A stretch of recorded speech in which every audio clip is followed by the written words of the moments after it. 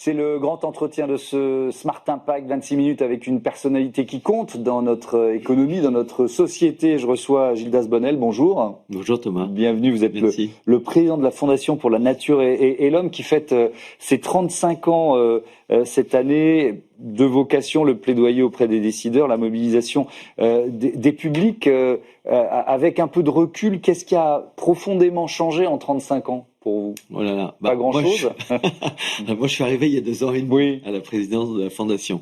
Donc, je parlerai plus facilement de ces 2 ans passés à la gouvernance.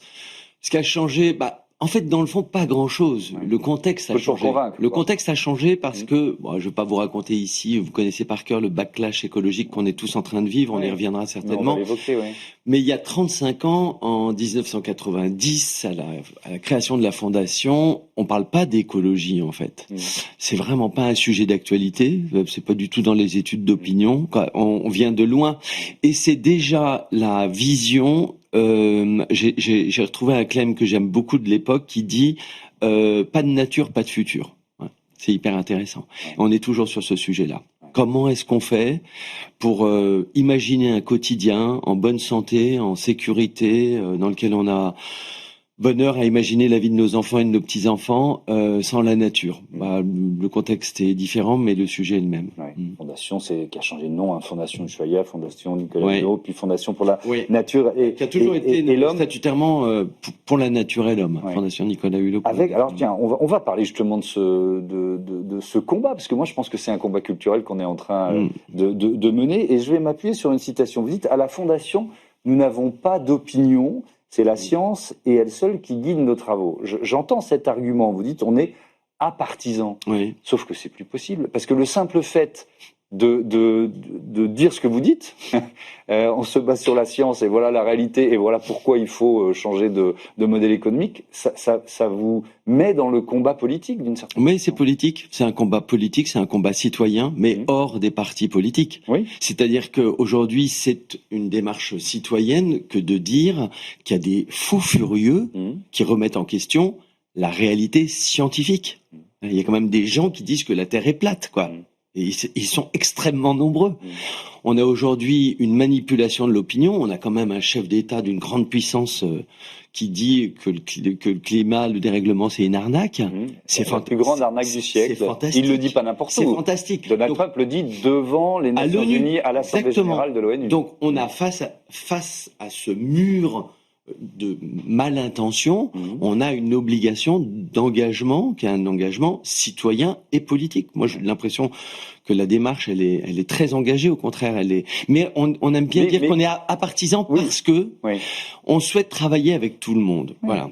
Et moi, j'aime bien dire qu'on est une ONG qui ne crie pas. Et qu'on travaille à la recherche de consensus en permanence parce que on n'a pas de solution, et je vais revenir sur la science, si vous voulez. Oui, on reparlera de la science, mais une ONG qui ne crie pas, est-ce que c'est encore possible? Il y a un moment où quand les autres crient, on peut pas être mezzo voce, quoi. Parfois c'est pas mezzo voce. Parfois moi je suis un ancien prof. Quand on rentre dans une classe de 4e, je salue mes collègues, parfois le silence et l'attente ramène le calme, voilà. Alors que si on se met à crier, on n'y arrive pas. Alors, on est dans un moment de polarisation extrême et les réseaux et les réseaux sociaux et les communautés adorent ça. On a une partie de notre cerveau qui adore ça. Ça nous balance de la dopamine. Bien sûr. Quand on est énervé, mais notre intention, c'est pas ça. C'est justement de prendre le temps et de trouver le bon contexte. Ça, c'est de la communication. Le bon contexte, le bon cadre pour avoir le temps de déplier des arguments, d'analyser des faits, de partager. Les gens, ils ont besoin de savoir. Bien sûr. Ils ont envie de savoir. Il y a plein d'études sur la consommation. Je pense à l'étude Greenflex ADEME que moi je suis depuis 15 ans, où à chaque fois les Français ils disent moi je voudrais consommer mieux, je voudrais vivre mieux, mais comment je fais? J'ai besoin d'avoir des indicateurs. Donc, moi je fais pas ça le doigt mouillé, j'ai besoin de faits. Et on en revient à la science, voilà. Exactement, on en revient à la science. Donc vous parliez les scientifiques qui nous alertent depuis des décennies, depuis les années 70. Voilà, j'allais dire au moins 5 décennies. Et qui, pour certains, sont un peu écrasés justement en ce moment. Je voudrais qu'on reste sur la notion de message et de communication. J'emploie souvent cette formule ici dans cette émission parce que j'en prends ma part. Qu'est-ce qu'on a raté collectivement dans le message pour qu'aujourd'hui on soit dans cet antagonisme, qu'il y ait des climato-sceptiques qui aient remporté des élections aux États-Unis, mais pas seulement en Europe. Il suffit de regarder les résultats des dernières élections européennes qui n'ont pas été bons pour les messages environnementaux. Je crois qu'on a 20 minutes ensemble, Thomas. Oui. La question, elle est tellement large. Qu'est-ce qu'on a raté? Qu'est-ce qui fait que je suis avec le vicomte de Bragelonne dans le métro pour venir, tome 3, et que je vois tous ces gens tête baissée sur TikTok et Instagram. Qu'est-ce qu'on a raté qui fait qu'aujourd'hui, ces mêmes médias, puisqu'on les appelle comme ça, nous interdisent de faire de la communication sur le climat? C'est-à-dire que c'est aujourd'hui les algorithmes et les règles aujourd'hui de ces grands groupes, on parle pas des sujets qui fâchent. Voilà. On parle pas du dérèglement climatique. Donc vous pouvez pas faire de publicité sur quoi? Sur Facebook ou sur Instagram? C'est compliqué. Il faut mesurer le vocabulaire, la sémantique, pour que ça passe à travers les fourches codines de ces gens qui décident de ce qu'on doit savoir ou ne pas savoir. Et moi, quand je vois tous les gens j'incrimine personne, ça m'arrive aussi de temps en temps, on a tous ce doudou à côté de nous, mais on a un vrai problème de médias, on a un vrai problème de canal pour pouvoir expliquer aux gens ce qui est en train d'arriver et quelles sont les intentions des uns et des autres. Revenons à la science, Thomas. On a effectivement des chercheurs qui nous proposent en permanence d'étayer nos propos pour que notre plaidoyer politique auprès des parlementaires, auprès des élus du territoire, mais aussi auprès du grand public, qu'on puisse donner des faits, en fait. Il y a des liens de causalité. Entre l'environnement et la santé, il y a des liens qui sont très forts. Alors, on parle des pesticides de synthèse. Bah oui, aujourd'hui, on a des faits et les agriculteurs, ils le savent parce qu'il y a des gens qui sont malades, il y a des procès, etc. Donc, voilà, nous, notre boulot, c'est de pas crier, c'est de faire en sorte que cette réalité monte dans l'opinion et elle ne s'est pas effondrée dans ce backlash écologique. Il y a aujourd'hui des mouvements politiques qui nous laissent penser ça, mais nous, on le voit, les réponses à nos appels, à nos études, à nos appels aux dons, etc., ça ne baisse pas. Donc, on a une voix dans l'opinion. Et puis, il faut pas se décourager. Évidemment. Et ici, on se décourage pas. Alors, il y a plusieurs actes d'action de la Fondation pour la nature et l'homme. Je vais commencer par ce qu'on mange, l'agriculture, l'alimentation. Vous dites qu'on paye 3 fois nos aliments. Pourquoi vous dites ça? On a fait une étude très intéressante sur l'alimentation où on s'aperçoit en fait qu'il y a un coût, il y a des coûts cachés en fait. Aujourd'hui, la PAC, la politique agricole commune européenne, finance énormément avec nos impôts, un modèle d'agriculture agro-industrielle extrêmement intensive, très utilisatrice de produits phytosanitaires parfois toxiques. Et ça, on le paye. Et puis, on le paye très cher à la caisse aussi, le produit. Aujourd'hui, les Français ont un vrai problème de pouvoir d'achat. C'est à partir du 15 du mois, c'est très compliqué de mettre des produits alimentaires dans son caddie, donc c'est grave. Et ils ont le sentiment qu'il y a une inflation qui a rogné leur capacité, leur pouvoir de consommer. Et il y a des marges qui sont prises par la grande distribution au milieu et qui sont intéressantes aussi à analyser. C'est le boulot qu'on fait. On essaie de voir un petit peu ce qui se passe dans la valeur des produits et où est-ce que se fait l'évaporation. Quand on voit aujourd'hui sur le bio, on a fait une étude sur la grande distribution, sur 8 groupes de distribution pour analyser, c'est 60% de la vente des produits alimentaires. Il y a des écarts qui vont jusqu'à 70% entre le conventionnel et le bio. Où ça va, quoi? Ça paye quoi? Bon, enfin, s'intéresse à toutes ces questions. Si on regarde un peu les postes d'émissions de gaz à effet de serre, l'alimentation c'est 22% des émissions de gaz à effet de serre. C'est le 3e poste le plus émetteur quand même après le transport et le logement. Il y a des combats et vous y participez, même sans crier, mais il y a des combats. Par exemple, celui qui a été mené pour proposer des alternatives concrètes aux pesticides. Vous avez le sentiment que vous l'avez gagné, ce combat, finalement? On n'a pas eu une bonne année. n'a pas eu une bonne année parce que il y a eu la loi du plomb, mais il y a eu la LOA, la loi d'orientation agricole. Il y a eu des reculs et puis surtout il y a eu une poussée parmi les parlementaires pour détricoter la réglementation environnementale avec une espèce de petite musique qui est que la norme c'est pas bien, la règle c'est pas bien et moi je me mets à la place. Mais rien que nous deux.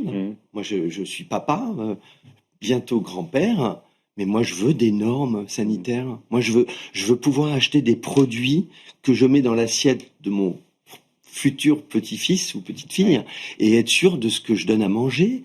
Je veux avoir des garanties, ça s'appelle de la norme et on a perdu beaucoup de choses là-dessus. Mais on a eu des victoires aussi. On a entre autres en positive, allons-y. Positive. On a maintenu dans la loi, alors qu'il y avait une proposition de loi pour détricoter, on a maintenu dans la loi l'objectif de 21% de terres agricoles en bio. C'est pas rien. Hein. D'ici 2030. Ouais, c'est pas rien. C'est rapide. Absolument, c'est rapide. Et donc, bon, mais voilà, cette année 2025 a été de courtes victoires et à chaque fois, il faut s'en féliciter et il faut tenir. Oui, effectivement. Avec un autre grand sujet qui est la biodiversité, on peut peut-être, puisqu'on est aussi là pour faire de la pédagogie, rappeler pourquoi le sol, c'est une évidence, mais il faut le rappeler, je pense, pourquoi le sol est central pour notre équilibre, pour notre santé, c'est ce nid de biodiversité qui malheureusement, alors on revient à l'agriculture, est parfois de plus en plus pauvre en vie justement. Et il y a une vie foisonnante sous nos pieds. Il y a un autre univers. C'est ça. C'est incroyable. Gaspard Koenig, qui est administrateur de la fondation, si vous n'avez pas lu Humus, c'est un chouette bouquin pour découvrir ce sujet-là, le sujet des vers de terre. Et en fait, la surexploitation et l'usage intempestif, on va dire, des produits phytosanitaires ont dégradé le vivant dans les sols. Et ça donne des sols qui absorbent moins bien l'eau, et donc les impacts sur les inondations au moment des effets du dérèglement climatique. Donc on a un lien direct entre ce que vivent les citoyens autour dans ces territoires et ces sols qui sont de plus en plus qui sont de plus en plus arides, secs, qui absorbent moins bien l'eau, qui nécessitent pour pouvoir produire d'être boostés en engrais nitratés, émissions carbone épouvantables, qui participent de cette même détérioration de la qualité des sols. Bref, on marche sur la tête. Alors qu'on a des solutions, on connaît les solutions aujourd'hui pour pouvoir faire ce qu'on appelle de l'agroécologie. Alors, il faut se méfier des mots, parce que tout le monde se dit d'écologie.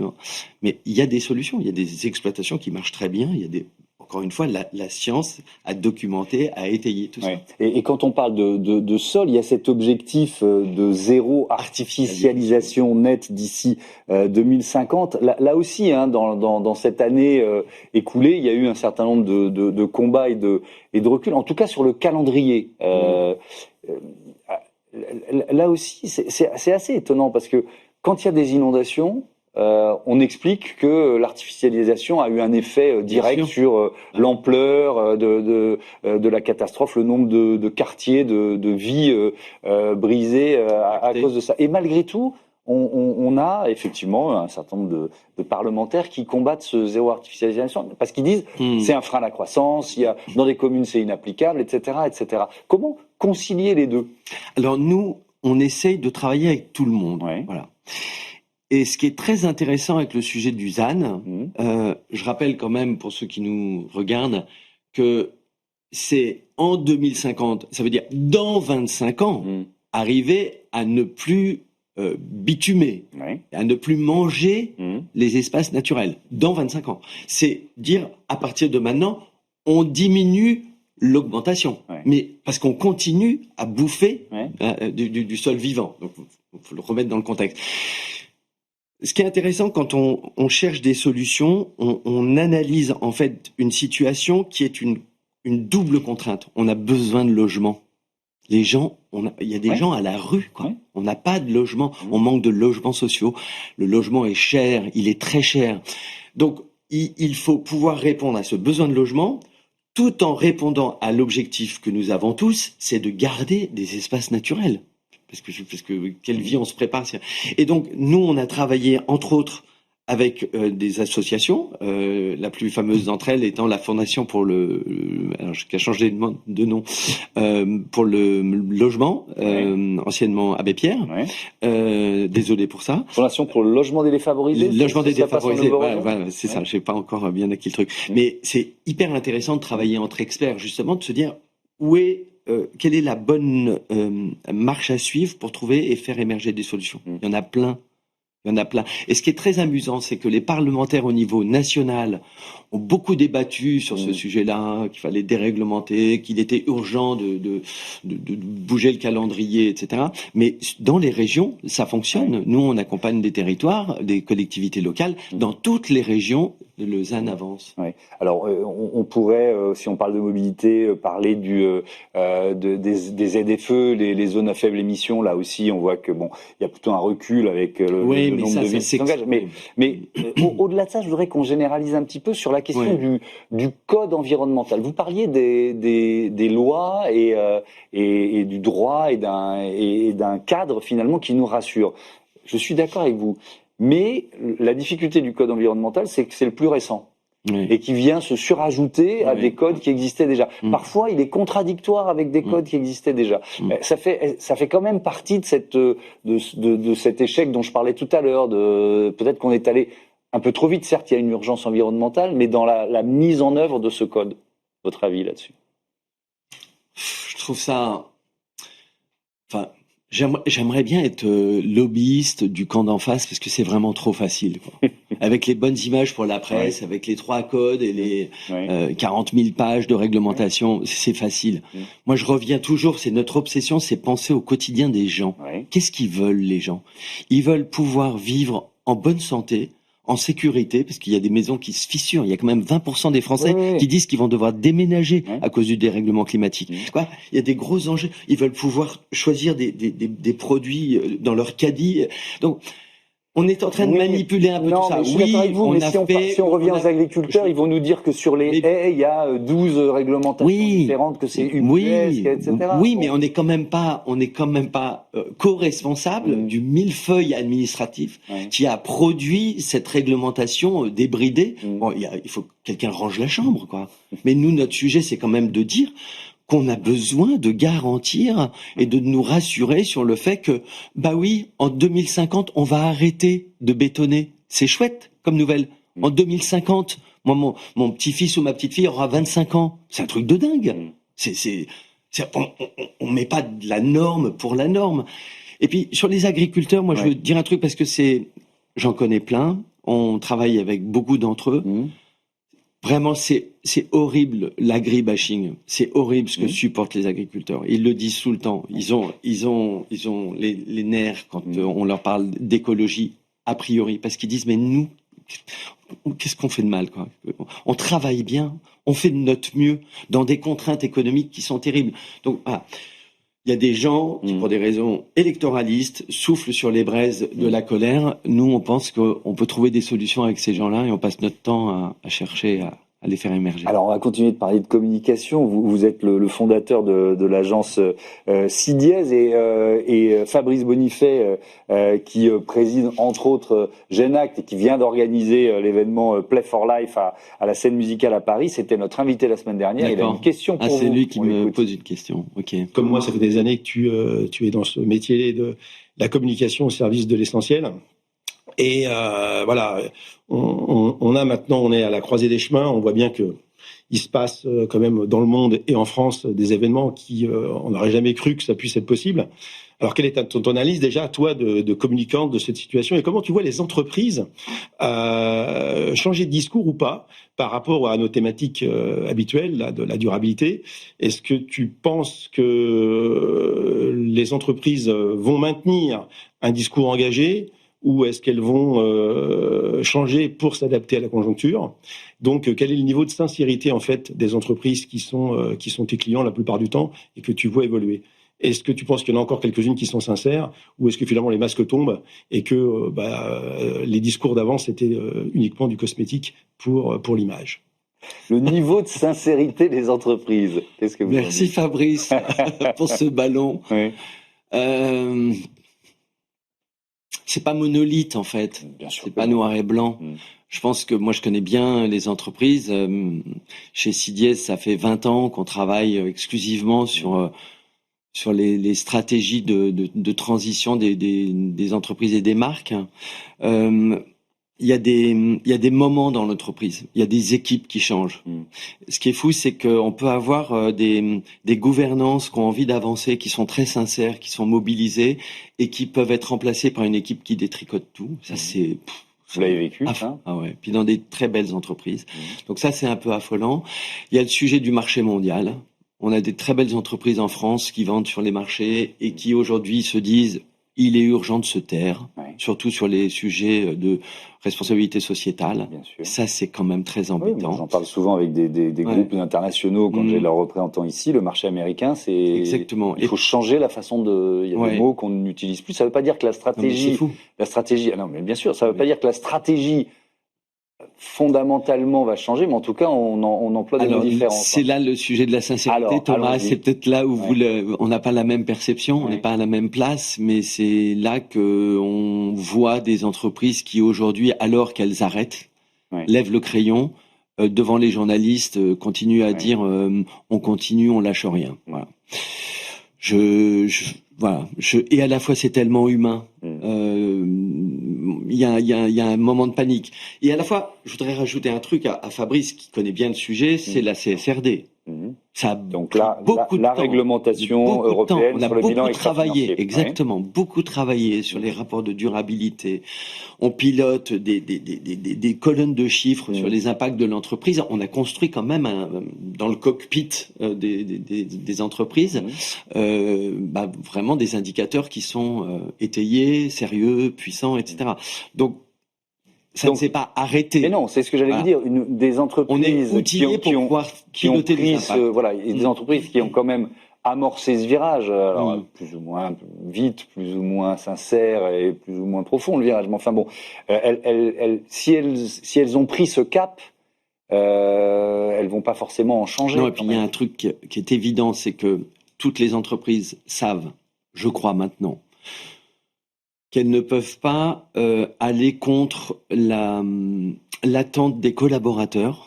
On parle des jeunes collaborateurs, mais les vieux aussi. Les collaborateurs, aujourd'hui, ils perçoivent immédiatement la dissonance cognitive quand il y a un message vers l'externe qu'ils ne vivent pas en interne. Et les consommateurs sont très attentifs, j'en parlais tout à l'heure, ils sont très attentifs, les gens sont intelligents, les gens sont inquiets, mais ils sont malins et ils veulent avoir des solutions. Et quand il y a un décalage entre le propos d'une marque ou d'une entreprise et la réalité de son offre ou de son produit, ça va pas durer longtemps. En général, les téléspectateurs qui sont aussi des consommateurs s'en rendent compte.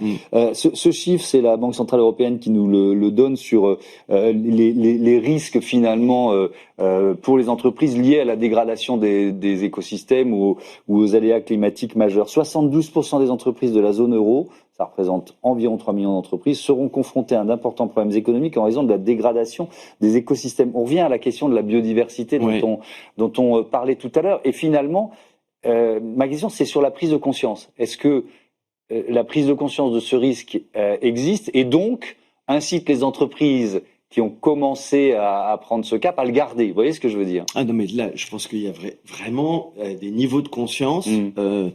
Il y a des grandes entreprises aujourd'hui qui savent parfaitement que leur chaîne de valeur est complètement connectée à la nature. Je pense à LVMH, par exemple. Quand vous faites des vins et spiritueux, quand vous faites du champagne ou du cognac, les sols, vous en préoccupez. C'est un patrimoine essentiel.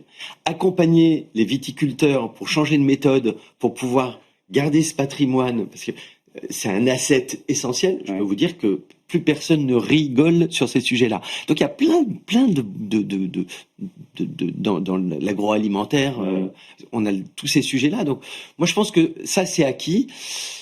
Maintenant il faut voir comment est-ce que c'est piloté et si on a aux manettes des entreprises des gens qui sont court terme, c'est-à-dire quarter par quarter. Et en ce moment comme l'économie ne va pas très bien, on a un peu cette tendance-là.